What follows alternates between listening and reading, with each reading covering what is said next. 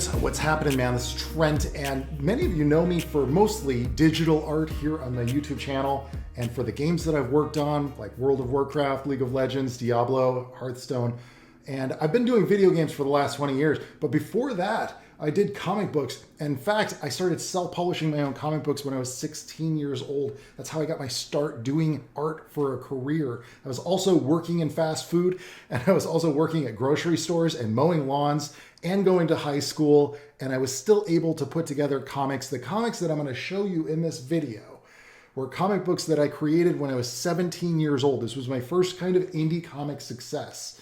And the reason I'm showing you this is obviously because if you follow my channel, you already know this. There's a CreeD Indiegogo. This is a crowd-funded comic book. I'm bringing back the comic that I got started with because I had a lot of fans who demanded it. I mean, I was pretty much getting emails every day from people saying, hey, I like the games that you work on, but dude, why don't you come back to drawing CreeD, that old comic book CreeD? We'll back it. So I'm like, okay, I'll give it a shot. Hey, give people what they want.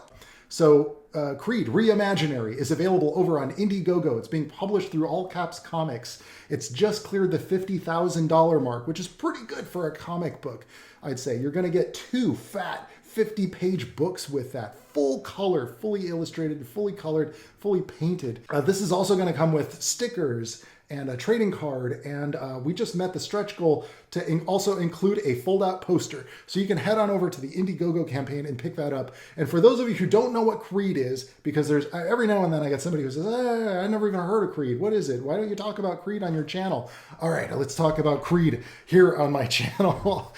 Dudes, so this here, this was when I was 17 years old. You can see here that it was CreeD is copyright 1994, Trent Kaniuga, published by Hall of Heroes. Hall of Heroes was a local comic book company that my friends and I started.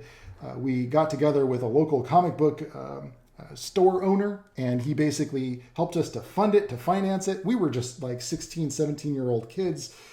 And I had just met Ethan Van Sciver. I was doing a comic book called Deadbolt. Matt Martin was doing Vortex. And Ethan came along with Cyberfrog. And I'd say we've all been friends for about, gosh, like 28 years now at this point. Now, up until that point, I was doing Deadbolt for 2 books, and that was mostly just like a Spawn ripoff. I was kind of tired of doing the superhero thing, and I wanted to do something that was kind of like my old comic strips from middle school.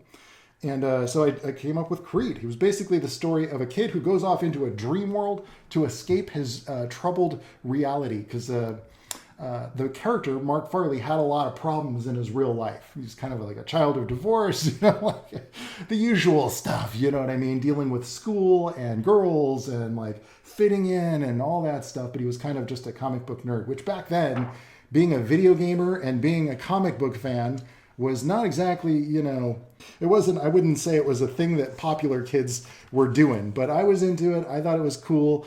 My friend Matt thought it was cool. And so like we would draw comic books. And so like these were some of the first pages. Look at this. I haven't looked at this in a long time. Letters by Ethan Van Sciver. CreeD #1. And look, it's got like this stream of water behind it, the pipes. And then obviously it's a #1 because he's going #1 right here in the first page. CreeD #1. So yeah, he was basically kind of a kid with a lot of attitude, you know. He's kind of complaining about how when he's got to go to the bathroom, his teachers won't let him. But then once he's in the bathroom, his stream of pee turns into this magical otherworldly dimension where he becomes super empowered, and he has these like claws, and he's like, you'll see he like fights off these little demon guys, and in his dream world, he kind of imagines this beautiful girl that from his reality that she's there, but it might very well be a character in the dream world. Mostly it was kind of like stream of consciousness stuff. I wouldn't say that I was like plotting out a mythos, you know, or anything like that. The big thing that I was really just trying to do was just to try to do something that like I wanted to draw the coolest stuff that I could think that I wanted to draw. So the character was kind of lovesick, you know, always pining for, you know, some girl, was specifically Mary. He had a thing for her. She didn't notice him. So he writes like these kind of poetic, he imagines this emotionally poetic moment. And then he suddenly jumps into the dream world. And I thought this stuff was like very liberating to do these kind of ink spattery You can definitely see it here. It's like this, the whole world is distorted in his dream world. And yes, the dream world has like buildings and trash cans and all kinds of funky stuff from reality kind of represented in the dream world as well. And I defined the rules to this whole dream world thing a lot better in CreeD Reimaginary. But yeah, this definitely like was really mostly just about setting up characters and like setting up that there was this massive void. Well, first of all, he has this relationship with the frog, and the frog turns into a dragon, we find out in the later issues. But yeah, basically there's this void that's going through and destroying his perfect dream world dimension. The only place where he can be happy. And then we get more of these kind of like stylized, you know, like really inky kind of just free. The thing about CreeD that was unique was that it was just very free, I think. And that's kind of the comments that I get from people even today, where it's like, you know, your old CreeD stuff was like so free. A lot of people want me to still draw like this, which I don't think is fair, because like, I mean, I can draw a way better face than that now. What the heck? I was 16. Come on, man. Or 17 or something like that.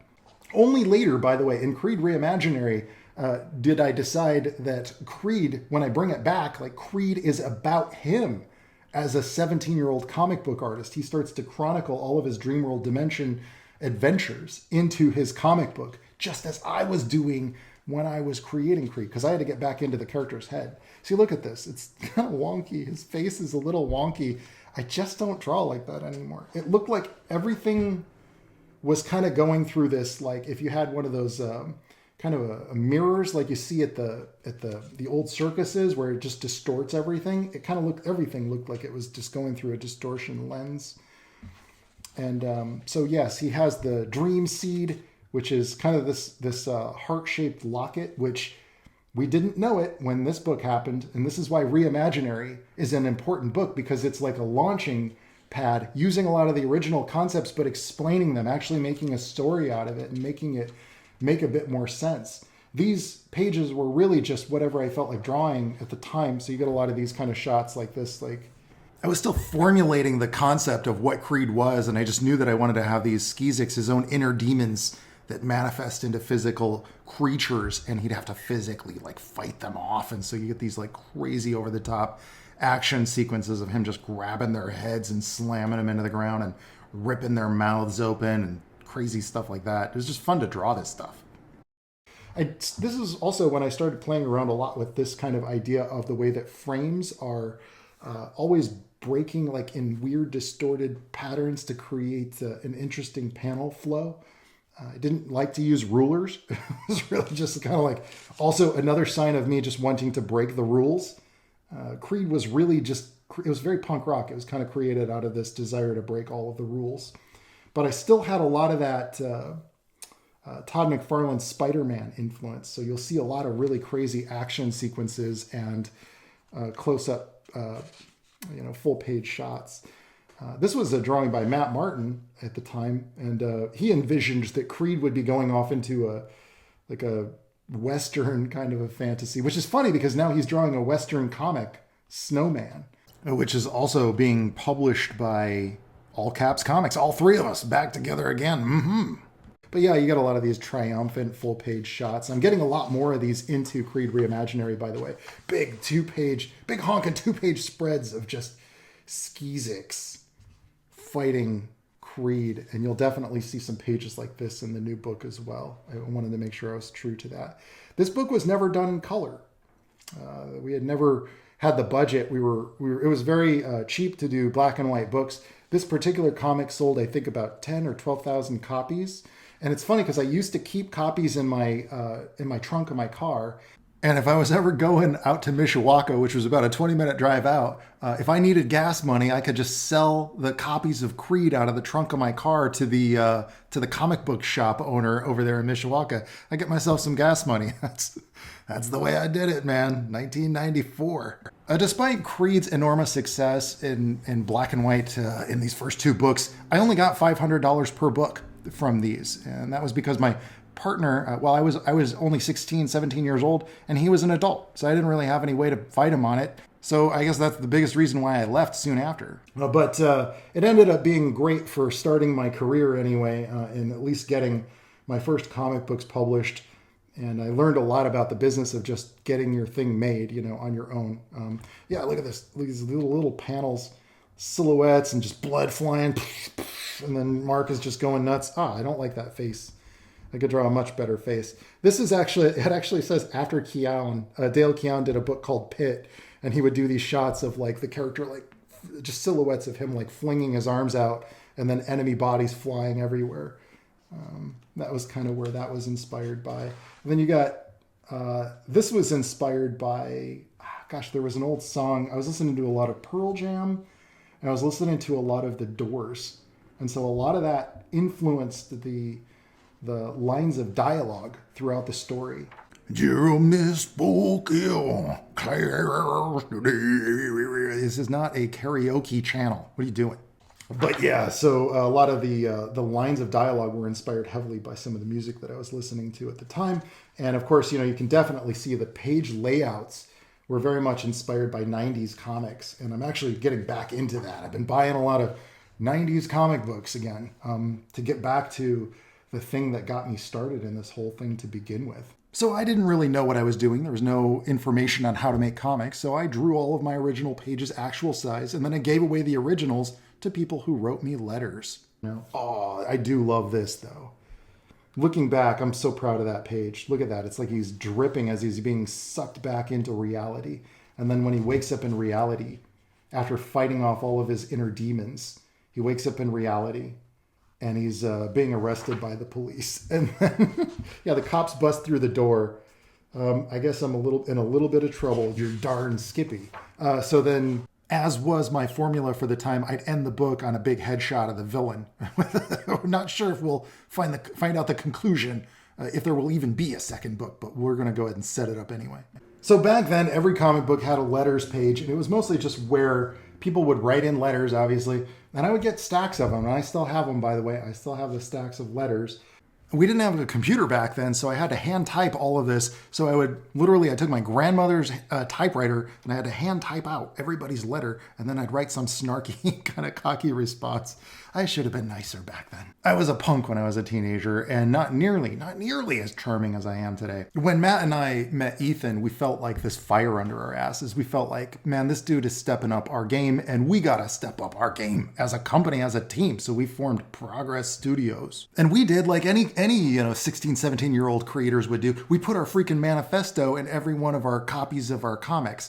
Unfortunately, Progress Studios didn't work out because about 3 months later, I ended up taking a publishing deal with an actual publisher that would actually give me a percentage of the profits on my own book. And that would have never happened at Hall of Heroes. And I think that the other creators, Ethan and Matt, also realized this because they left very soon after. Ethan worked at DC for many years. Matt Martin did a few Snowman books at many other different publishers. I bounced around from Image to Marvel. I did a lot of comics before I got into games. And now we're all kind of getting back together to do comics again. So Progress Studios, essentially, between Matt, myself, and Ethan, we're back together again. Only this time, it's the best publishing experience I've ever had. And it's being run by Ethan Van Sciver. He started his own comic book company called All Caps Comics. And guess what? This time, there ain't no middleman skimming off the top or taking our profits. We're creator-owned, and we get to keep our own stuff. It's totally freaking awesome. I'm so grateful to Ethan for that. So at the time, Todd McFarlane was our hero, and this was probably the most famous comic book cover ever made. So Ethan and I decided to do a parody. I always thought it was weird how his fingers did this, so I did the same weird thing with his fingers here. And this has been done a million times over now. I mean, this parody of this cover has been on every darn book in existence, but we were maybe one of the first because this was in 1994. And then when he did his homage to his own book, he wrote After Me on a Spawn cover. So we wrote in the bottom of ours, it says, this is my pencils, Ethan's inks, and it says, no Todd, after us. Yeah, that's right. After us, Todd. Bunch of cocky teenage comic book artists thinking they're going to take on the world. Now, dudes, I know what you're thinking. How could it get much better than CreeD #1 from 1993 or whatever from 16, 17-year-old Trent? Well, it gets better because I very soon after had CreeD #2. And no, this one does not start with him dropping a number 2. As you might have expected, that would be too predictable, okay? I don't like to do predictable. By the way, I should also mention, beautiful color covers by Jamie Hood. Jamie Hood was a local airbrush artist that I met at a convention, and he showed me some of his Star Wars paintings that he did in airbrush, and I was a big Drew Struzan fan, and he was a big Drew Struzan fan, and I was like, I kind of want my covers to look like Drew Struzan. He's like, well, I can't perform miracles, but I can at least do what I do. And that's what, he didn't say it like that. But anyway, he did a really awesome job adding so much color to this cover, by the way.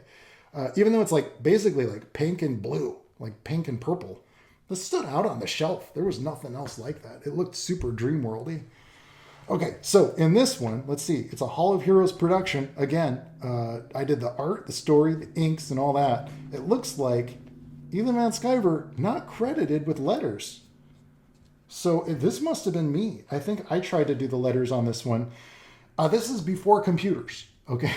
Well, before any of us had access to computers. So I couldn't just do computer lettering. I used to like to really draw these, like do my own logos in the pages, in the books. Look, this is when we started calling it Progress Studios.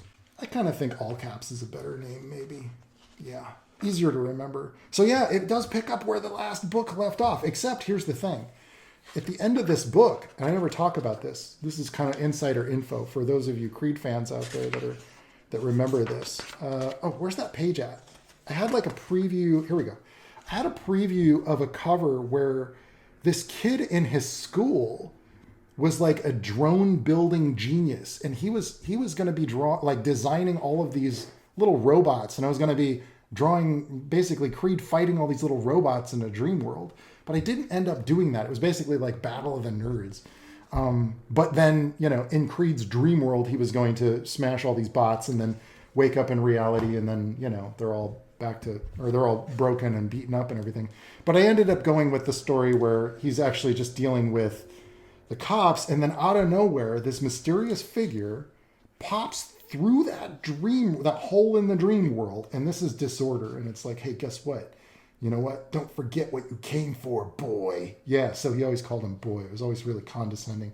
When you're like a teenager and some grown-up calls you boy, oh, it's just so condescending. Like, just disregard me? Yeah? I'll show you what's up. Anyway, look at these shots.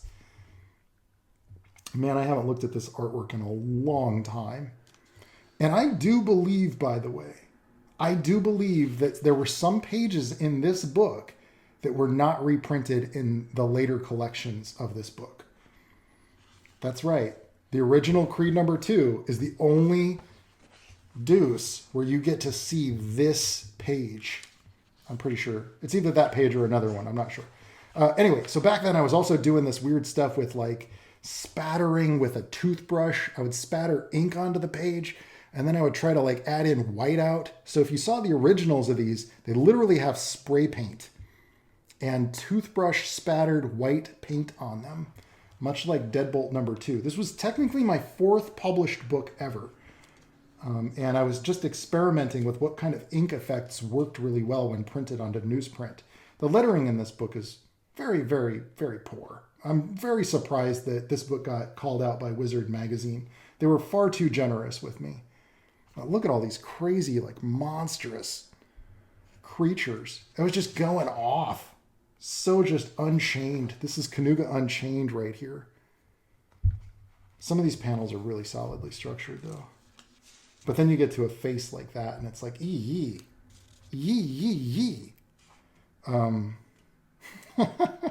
I still found a way to get those little robot guys in here. Look, little robot heads. You can see it like here too. Little robot hand or head or something.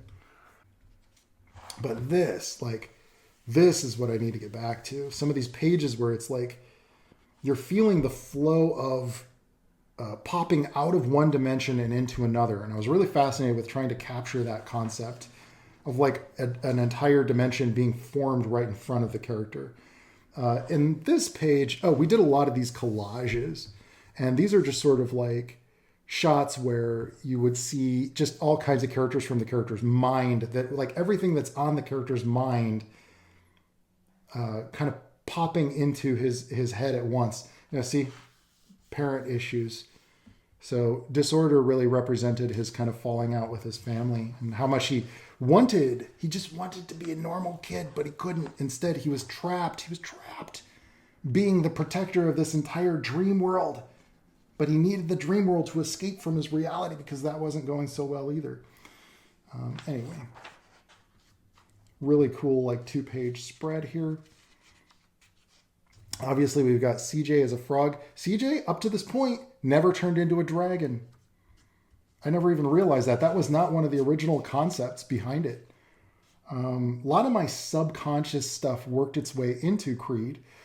Later, I would realize just how a lot of the characters were just sort of symbolic representations of people that I knew. And the relationships that I was going through in my personal life were impacting the story.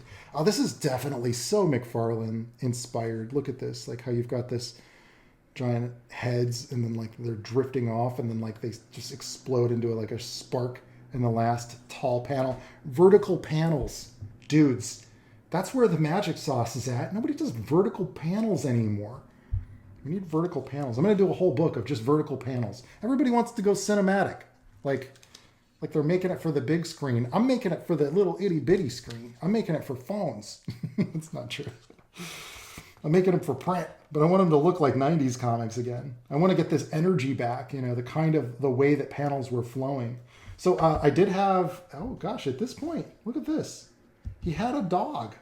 And so there you have it. That's the end. And then we've got some fan letters here from various people. I had to literally type out all of these letters again. So they were not sent to me like this. I had to type them out. Again, this was before I had access to a computer.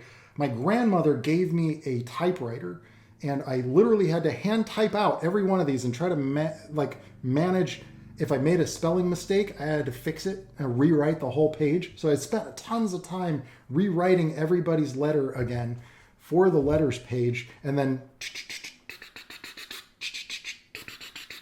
I don't know if you can see what I'm doing. That's how a typewriter sounds. Exactly like that. It was like a perfect mimicry of a typewriter.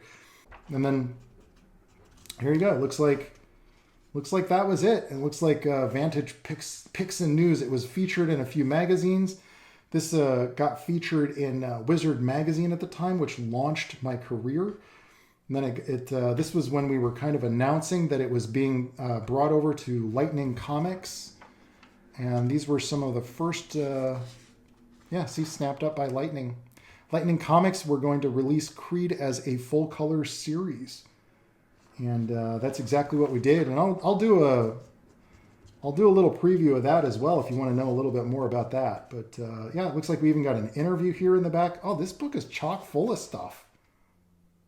Yeah, Vantage. So your comic CreeD is based on an ancient legend? Well, it's based on a concept that in early Indian times, they had a thing called a dream catcher. Yeah, the dream world is our spirit world from the ancient Indian mythologies. Is it though? I don't know. We're gonna find out in CreeD Reimaginary. So yeah, there you have it. That was my introduction to my first comic book success. I guess you'd say like the first time that I ever got any kind of news or praise for the books that I was doing. It was technically my third and fourth comics that I had ever made. I learned a lot, obviously. Sometimes you just have to do a thing. If I were to give advice to young people today, I would say do a comic book. If you got an idea for that big MMO that you want to make, start out as a comic book. If you want to make a movie, start it out as a comic book. A lot of film directors start out doing comic books or at least doing storyboards for their ideas and their stories. I obviously went on to go and work at Blizzard Entertainment. I worked on World of Warcraft, Diablo 3, Final Fight Streetwise, League of Legends, redesigned the Summoner's Rift map for that, along with many other heroes and skins and things. Legends of Runeterra, Overwatch, Fortnite, and I'm still counting. I'm still working on video games, as well as, obviously, as you know, CreeD Reimaginary. So be sure to go and support that and pick that up. That's 2 50-page comic books, full color, delivered to your door with stickers, trading cards, and a poster. And we are really crushing our stretch goals. Like, this book has taken off. And this will be your only chance to get a hold of it, basically. I'd love to keep doing more CreeD comics. Let's see if we can get this up to the next stretch goal. And dudes, as usual, I'm going to have some more art videos here for you on my YouTube channel. So don't forget to subscribe. And until next time, I'll catch y'all. Manyan de ban. And ciao, baby. Oh, yeah.